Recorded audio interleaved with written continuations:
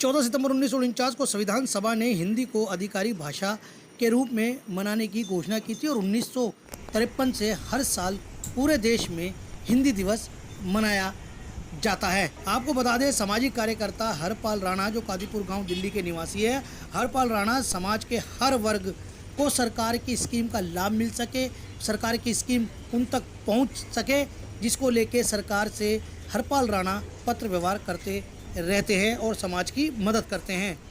हरपाल राणा ने बताया कि पूरे विश्व में हिंदी बहुत तेज़ी से बढ़ रही है। संयुक्त राष्ट्र संघ में भी हिंदी में कार्य शुरू हो चुका है। प्रधानमंत्री विदेश में जाकर हिंदी में भाषण देते हैं। लाल किले से अनेकों बार हिंदी में जनता को संबोधित भी किया है। प्रधानमंत्री जी कहते हैं कि हमें गुलामी की निशानियों को मिटाना है, परंतु वहीं बात कर दे प्रधानमंत्री कार्यालय में, तो प्रधानमंत्री के द्वारा की गई घोषणाओं पर प्रधानमंत्री कार्यालय अमल नहीं कर रहा है। इस बात को लेकर हरपाल सिंह राणा ने भारत के प्रधानमंत्री कार्यालय में ज्ञापन दिया है। चलिए आपको सुनाते हैं हरपाल सिंह राणा ने और क्या कहा। देखिए, ये आज हिंदी दिवस है और देश में ही नहीं संसार में हिंदी की बहुत तेजी से हिंदी बढ़ रही है। देश में बहुत से कार्य हिंदी में होने शुरू हुए हैं। संयुक्त राष्ट्र संघ में हिंदी आरंभ हो गई है, हिंदी में कार्य आरंभ हो गया है। लेकिन ताज्जुब इस बात का है कि प्रधानमंत्री जी अनेकों बार देश से बाहर जाके हिंदी में भाषण दे चुके हैं।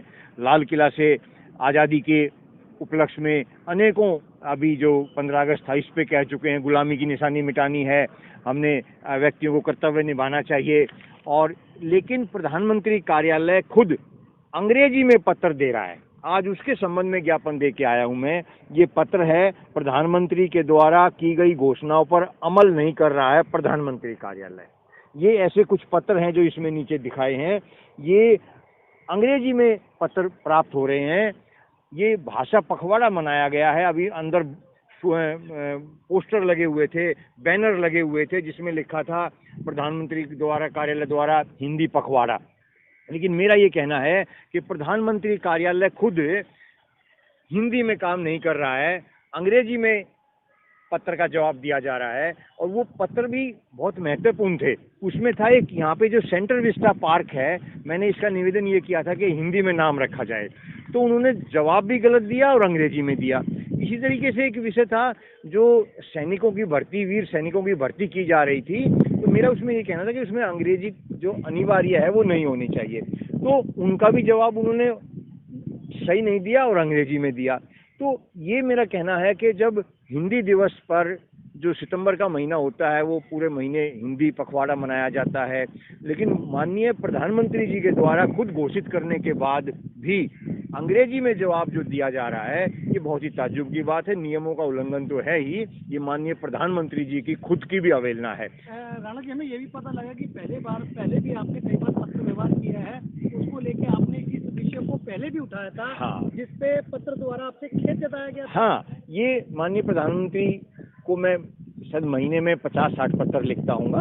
उसमें से पहले बहुत से पत्र अंग्रेजी में जवाब आता था, उसका मैंने आपत्ति की, कहा कि ये गलत है। तो उस वक्त मुझे ये कहा गया था, 2018-19 की बात है, ये 2 बार कहा गया कि आगे से आपको हिंदी में पत्र का जवाब हिंदी में दिया जाएगा, ऐसा प्रधानमंत्री कार्यालय द्वारा लिखा गया था। तो अभी कितने साल बाद फिर आपने पत्र व्यवहार किया है? ये मैं तो हिंदी में आपको देखिए, वो तो हिंदी में खेद जता दिया था, लेकिन ताज्जुब की बात ये है कि शायद हर महीने कोई महीना ऐसा नहीं जाता होगा जो प्रधानमंत्री कार्यालय से अंग्रेजी में जवाब ना मिलता हो। उसके बावजूद भी मिलता रहा है। लेकिन आज क्योंकि हिंदी दिवस था और सितंबर महीने में और जो पत्र हमें प्राप्त हुए थे उन सब के ऊपर ये आज यहाँ पर एक ज्ञापन फिर दिया गया है। हिंदी 14 सितंबर पूरे देश में हिंदी पखवाड़ा मनाया जाता है, तो हमने ये आग्रह किया है कि इस पखवाड़े का सबसे अच्छा उद्देश्य यही रहेगा कि इसमें हिंदी में पत्र देने का एक प्रयास किया जाए और आगे से जो भी पत्र हों वो हिंदी में दिए जाएं। ये अनुरोध प्रधानमंत्री कार्यालय के द्वारा से किया गया है। और क्या विषय रहे हैं जिस तरह आज हिंदी दिवस मनाया जा रहा है? इसके अलावा और बहुत सी हाँ, और बहुत से विषय इसमें आज रहे हैं।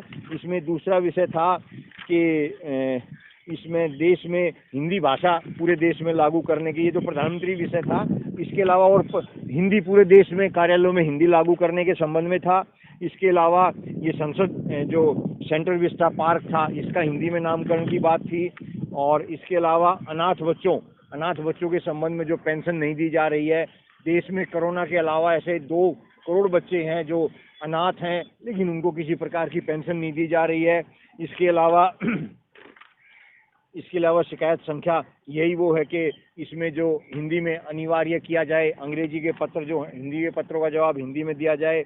और इसमें बहुत महत्वपूर्ण विषय एक और था कि कागजों में मृत व्यक्ति हैं और वास्तव में जिंदा हैं, इसका पहले भी पिछले महीने भी हम जंतर मंतर पर उपवास रख चुके थे। ऐसे 4 व्यक्ति आए थे और अभी आने वाली 25 सितंबर को फिर से एक उपवास है जिसमें कोशिश है शायद 10 से 15 व्यक्ति ऐसे आएंगे जो जिंदा हैं लेकिन कागजों में मृत घोषित करके उनकी संपत्ति कब्जा कर ली गई है।